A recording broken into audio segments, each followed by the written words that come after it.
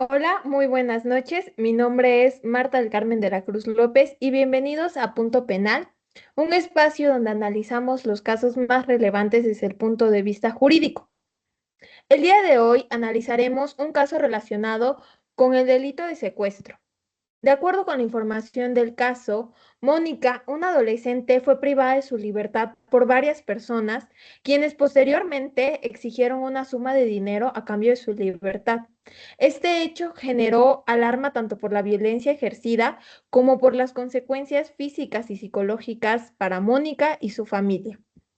Para analizar este caso y comprender los distintos elementos jurídicos de este, nos acompañan un grupo de especialistas.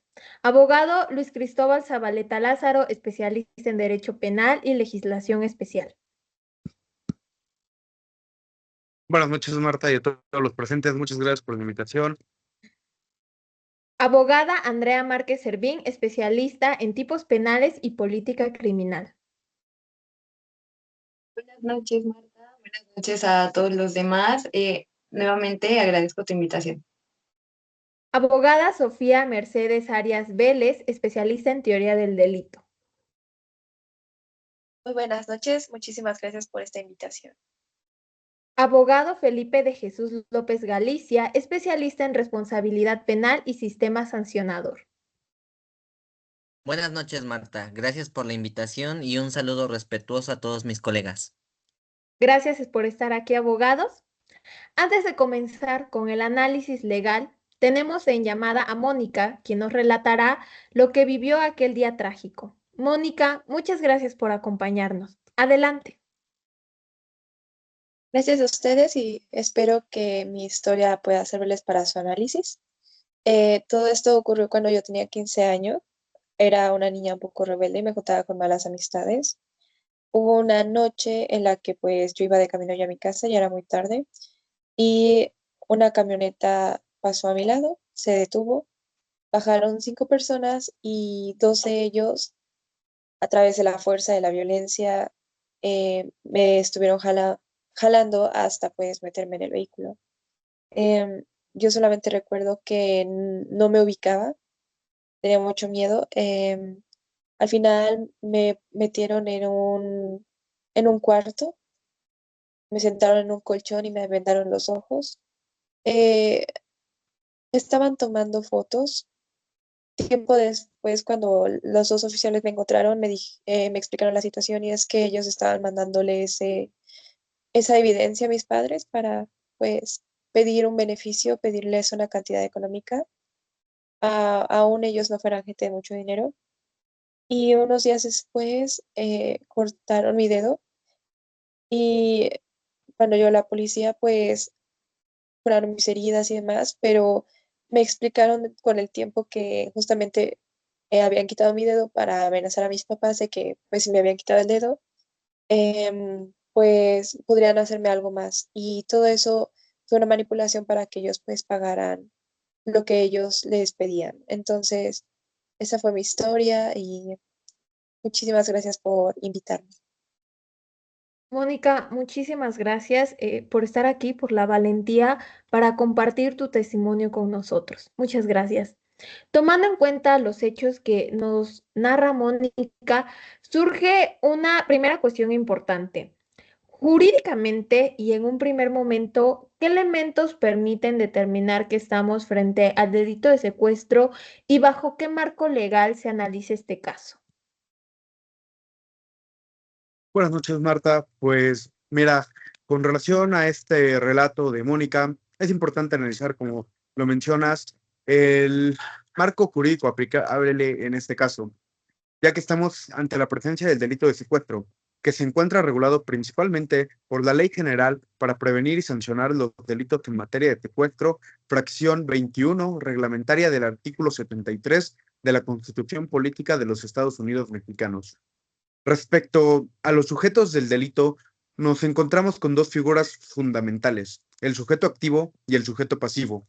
El sujeto activo es quien comete el delito. En este caso en concreto, son los 5 individuos que menciona Mónica hace unos instantes. Por otro lado, el sujeto pasivo es la víctima, es decir, la persona privada de su libertad. a la cual especialmente la ley le otorga una protección, ya que la víctima se trata de una menor de edad. Finalmente, en cuanto al objeto del delito, debemos distinguir entre el objeto jurídico y el objeto material. El objeto jurídico son los bienes protegidos por la ley.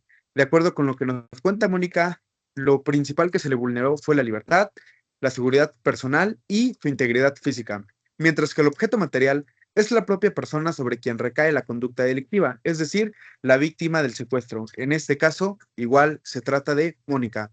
Por ello, podemos decir que el secuestro es considerado uno de los delitos más graves dentro del sistema penal mexicano, ya que vulnera directamente derechos fundamentales de la persona. Y eso sería todo por mi parte. Muchas gracias, abogado, por su aportación. Y como bien usted indica, estamos hablando de un delito regulado por una ley especial y que además tiene elementos muy específicos. Me gustaría preguntarle a la abogada Andrea, licenciada, ¿qué nos podría decir acerca de cómo se llevó a cabo la conducta y qué tipo penal se le atribuye a este caso? Claro, Marta. En primer lugar, me gustaría aclarar que esta conducta delictiva engrana en lo establecido, como señala mi colega, en la Ley General para prevenir y sancionar los delitos en materia de secuestro, específicamente en el artículo 9, el cual establece en su tipo penal al que prive de la libertad a otro, fracción primera, con el propósito de, inciso A, obtener para sí o para un tercero el rescate o cualquier otro beneficio. Asimismo, como podemos escucharlo directamente desde el testimonio de Mónica, la privación ilegal de la libertad se ejerció mediante violencia. Para lograr este propósito, emplean el uso de una casa en donde la mantuvieron, pues inmovilizada, vendada y pues donde incluso menciona utilizaron la mutilación como un medio de presión hacia su familia. Y todos estos actos fueron ejecutados con la finalidad de obtener un beneficio económico a través de este rescate exigido. Muchas gracias. Muchas gracias, abogada. Su aportación nos permite entender cómo estos hechos pueden encajar en lo que nos establece la norma. Una vez identificado el tipo penal, también es necesario analizar si la conducta reúne los elementos de tipicidad y por qué resulta contraria al orden jurídico. Sobre esto, ¿qué nos podrían comentar? Muy buenas noches. Pues primero que nada, la tipicidad es el perfecto encuadramiento, es la descripción de una conducta considerada como delito que está establecida en la ley. Al poderla engranar, esta conducta pues se refleja y puede proceder con los siguientes pasos. Entonces, el artículo 9 dice, el que prive de la libertad a otro para obtener o para un tercero obtener o pedir un rescate o cualquier beneficio. En este caso tenemos a la calidad de los sujetos, la víctima siendo Mónica, al ser privada de su libertad, y el, el sujeto activo terminó siendo los secuestradores, que en este caso, como dice la siguiente, el inciso A es para obtener un beneficio y a raíz de que justamente le amputaron el dedo. También tenemos la antijuricidad. Esta conducta termina establecida en la ley especial, viene siendo un bien jurídico tutelado por el derecho y al ser privado de la libertad generó un daño a Mónica, siendo así una conducta que es considerada antijurídica. Gracias, abogada. Ahora podemos entender mucho mejor que la conducta engrana perfectamente en lo que establece la norma y también que además no existe causa alguna legal que justifique este hecho. Ahora bien, también es necesario analizar la responsabilidad de quienes participaron en los hechos y las consecuencias jurídicas en las que se podrán llegar a enfrentar. En este caso, ¿qué podemos decir acerca de la culpabilidad y la punibilidad? Además, ¿nos podrían decir si existe alguna circunstancia que modifique este delito? Así es, Marta, yo te puedo explicar el punto que acabas de cuestionar, acerca de la culpabilidad. pues es un elemento que configura el delito. Nuestra legislación nos dice que la conducta es dolosa si se ejecutó con intención y coincide con los elementos del tipo penal. El elemento interno del secuestro sí o sí es el dolo, simplemente. Entonces la conducta es dolosa. Asimismo, en cuanto a su punibilidad, es importante aclarar que los sentenciados por los delitos a los que se refiere la presente ley no tendrán derecho a los beneficios de la libertad preparatoria, sustitución, conmutación de la pena o cualquier otro que implique reducción de la condena. También la punibilidad descrita en este caso en particular se sitúa en el artículo 9º, fracción primera, que establece que el castigo será de 40 a 80 años de prisión y de 1.000 a 4.000 días de multa. Para nuestro caso en concreto y derivado de que le amputaron el dedo a Mónica, existe una causa modificativa del delito y en este caso es un agravante. Hablando de estas causas modificativas del delito, en su artículo 10º de la ley citada, nos indica cuáles son las que agravan el delito del secuestro. En su artículo 10º establece que son de 50 a 90 años de prisión y de 4.000 a 8.000 días de multa.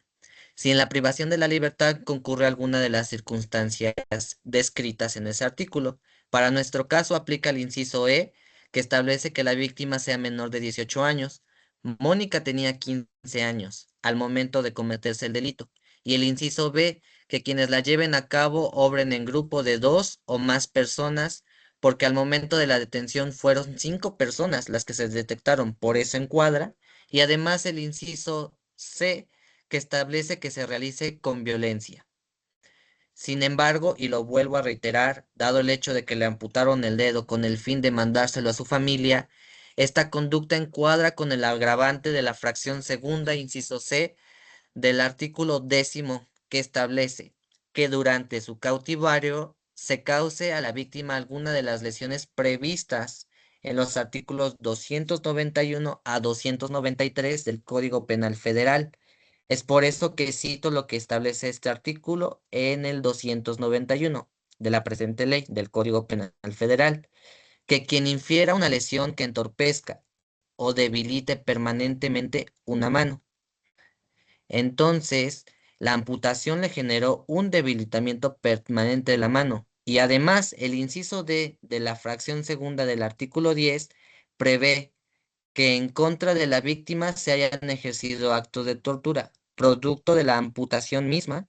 Es por eso que la pena para los sentenciados será de 50 a 100 años de prisión y de 8.000 a 16 días de multa. Es lo que te puedo decir de eso. Muchas gracias, abogado, por su magnífica intervención. Nos ha ayudado muchísimo a entender las responsabilidades que pueden tener estas personas. Después de el análisis, podemos concluir que el delito de secuestro constituye una de las conductas más graves dentro del sistema penal mexicano debido a la afectación directa a la libertad, a la seguridad e integridad de las personas. Agradecemos especialmente a Mónica por su valentía, por habernos permitido escuchar su testimonio. Muchas gracias, Mónica.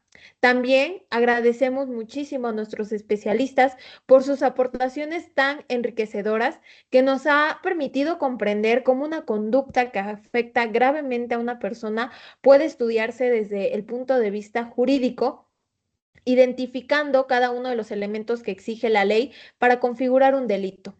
Además, nos ayuda a entender la importancia del derecho penal y de las leyes especiales en México, así como también el papel de las autoridades y los especialistas jurídicos en la protección de los derechos de las víctimas y en la sanción de las conductas delictivas.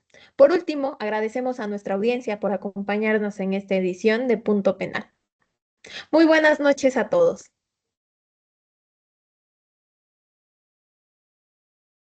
Buenas noches, hasta luego.